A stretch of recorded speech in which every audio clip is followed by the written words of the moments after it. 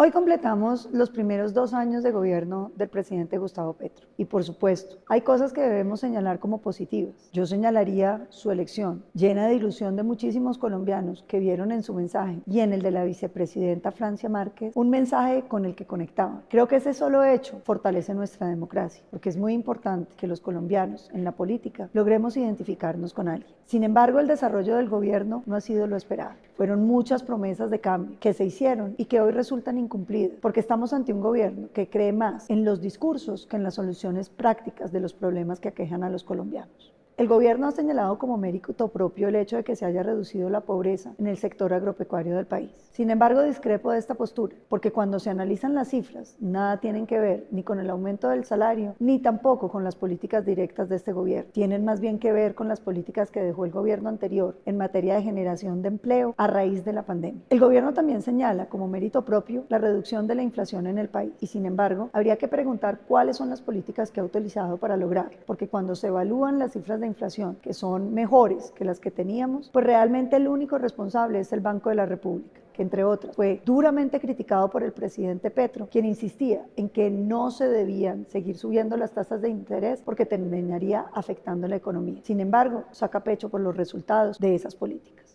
También el presidente subraya su gestión en materia de transición energética y dice que ha logrado igualar los ingresos de turismo con aquellos que provienen del carbón. Y ahí comete una gran falacia, porque la realidad es que lo que ha venido bajando son los ingresos de carbón y los niveles de turismo no han recuperado los niveles prepandemia, de manera que siguen estando bajos. También celebra el gobierno la aprobación de la reforma pensional y dice que es la reforma pensional la que le va a conceder a los adultos mayores el subsidio que tanto necesitan de 220.000 pesos mensuales. Sin embargo, quiero hacer algunas precisiones. Como partido y como persona considero que es esencial que los adultos pobres de este país reciban ese subsidio. Así lo hicimos durante el gobierno del presidente Uribe, durante el gobierno del presidente Duque, pero también en una ley de autoridad de nuestro partido, que fue la primera que mencionó que ese subsidio debía estar en la línea de pobreza. Sin embargo, la reforma pensional no tiene mucho que ver con eso, porque no se trata de una pensión, es un subsidio que se paga del presupuesto general de la nación, que entre otras cosas ha estado bien manejado por este gobierno. Han pretendido decir que quienes no apoyábamos la reforma pensional estábamos en desacuerdo con el subsidio al adulto mayor. Nada tiene que ver. Nuestra crítica a la reforma pensional se basa en pensar en los colombianos que van a estar en el futuro pagando lo que nos vamos a dilapidar hoy. Esta reforma pensional se entiende mejor si se ve como una reforma tributaria para el año 2045, donde los colombianos en ese momento de la historia van a tener que pagar cifras que oscilarán entre el 30% adicional de sus ingresos. Es muy importante resaltar que el subsidio al adulto mayor saldrá del presupuesto general y que ese presupuesto general hoy está en serias dificultades. Primero, por el despilfarro que ha tenido el gobierno gastando en burocracia. Del año pasado a este aumentaron en 9.5 billones de pesos los gastos en burocracia. Un ejemplo palpable de ello fue el Ministerio de la Igualdad, al que le otorgaron 1.300.000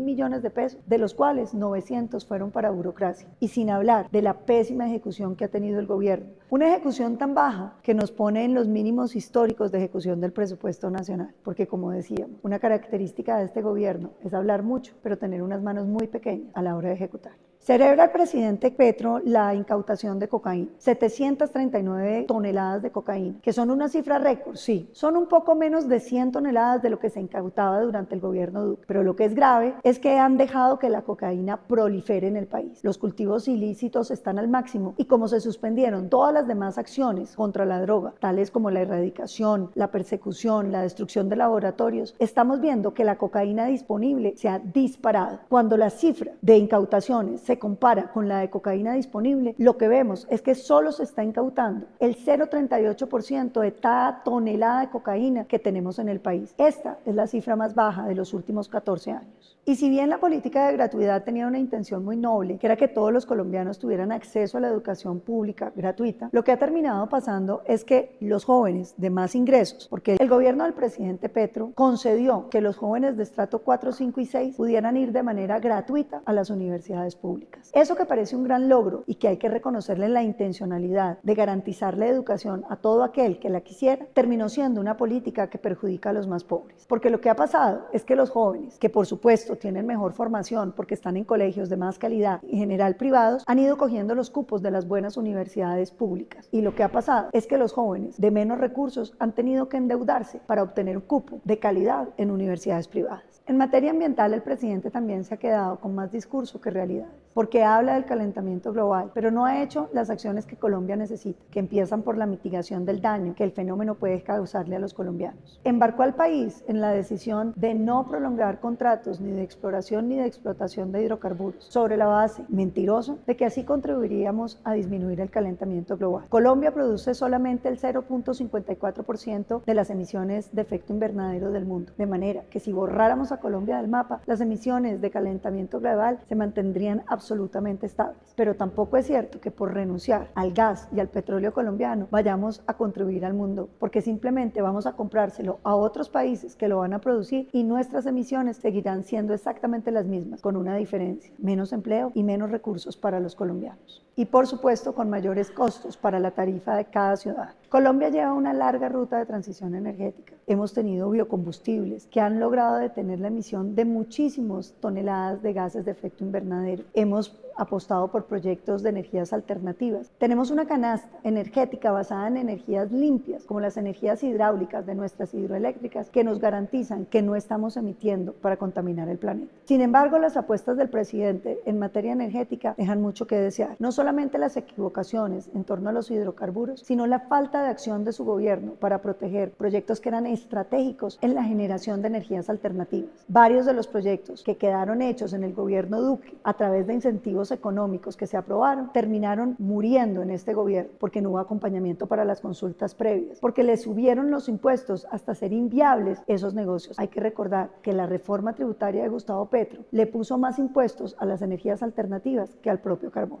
Y si bien el gobierno ha sido lento en la solución de los problemas que teníamos los colombianos, hay que decir que además ha venido creándonos problemas que no teníamos. Si bien la salud no era perfecta, los colombianos, según los indicadores internacionales, gozábamos de un sistema de salud que nos atendía y que nos hacía el país con menor gasto de bolsillo en todos los países de la OCDE. Esto significa que la urgencia de los ciudadanos a salir a gastarse sus recursos porque el sistema fallaba era sumamente baja. Hoy estamos viendo todo lo contrario. Los ciudadanos que no tienen los recursos para cobrar los medicamentos están muriendo. Muchos ciudadanos han tenido que hacer esfuerzos para proveerse de medicamentos y se ha disparado incluso el tráfico ilegal de medicamentos porque no hay medicamentos disponibles en el país. Las EPS, otrora centro de orgullo de este país, de las cuales tomaban ejemplo muchas naciones de este continente, se han ido quebrando, han sido intervenidas en procesos que se parecen muchísimo más a una expropiación y el resultado ha sido desastroso para los derechos de los colombianos. Las EPS intervenidas han agravado la cartera de los hospitales públicos y privados porque pagan a destiempo, han agravado la situación de los pacientes que tienen que interponer más quejas, más tutelas para recibir los servicios que antes recibían. Y lo más grave, el famoso experimento con el que garantizaban que iban a demostrar la superioridad del sistema que le proponían a los colombianos, sistema de salud del magisterio, fue un desastre pavoroso. Ya hay departamentos donde los maestros no son atendidos y muchos maestros se quejan de que los medicamentos no les están llegando a tiempo. Esto sin contar que el costo por cada procedimiento ha aumentado significativamente. Si ese modelo se extendiera a todos los colombianos, habríamos perdido definitivamente la salud.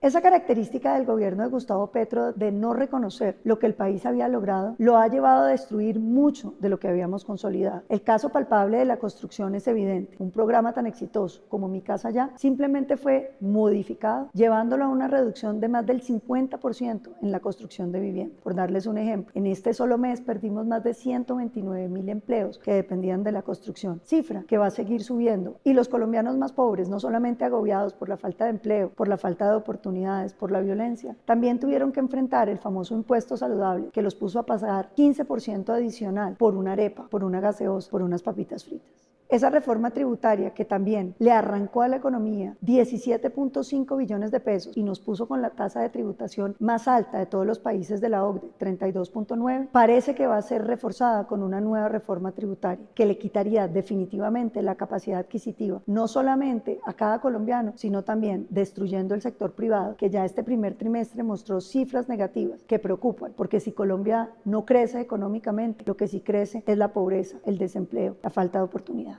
Pero sin lugar a dudas, el problema más grave que nos delega Gustavo Petro es el de seguridad. Bajo la consigna de la paz total, se le dio reconocimiento político a todas las guerrillas de izquierda que había en el país, incluyendo esas disidencias que no habían querido negociar durante el Acuerdo de La Habana por ser puros traquetos, y también aquellas que, habiendo negociado y recibido los beneficios, decidieron incumplir los acuerdos que ellos mismos habían firmado. Los ceses al fuego que se hicieron terminaron siendo unilaterales, los cumplió cabalmente nuestro ejército, pero los grupos ilegales, alentados por los enormes recursos que les estaba dejando el narcotráfico y la minería criminal, empezaron una expansión, no solo en hombres, sino en incidencia sobre el territorio. Las cifras de la Defensoría muestran que los grupos ilegales han tenido un crecimiento en el control territorial de varios municipios. Por poner un ejemplo, las disidencias pasaron de 230 municipios a 299. El ELN entró a controlar 40 municipios adicionales. Y eso que estas cifras subestiman la situación que viven muchos colombianos. Las propias cifras oficiales, con un año y medio de gobierno de Gustavo Petro, muestran un crecimiento de estas guerrillas en más de 3.500 hombres, una cifra que supera lo que crecieron en el gobierno Duque o lo que crecieron en el gobierno Santos, y nos pone gravemente en la cifra de 16.700 hombres, que es superior incluso a la que teníamos antes del Acuerdo de La Habana.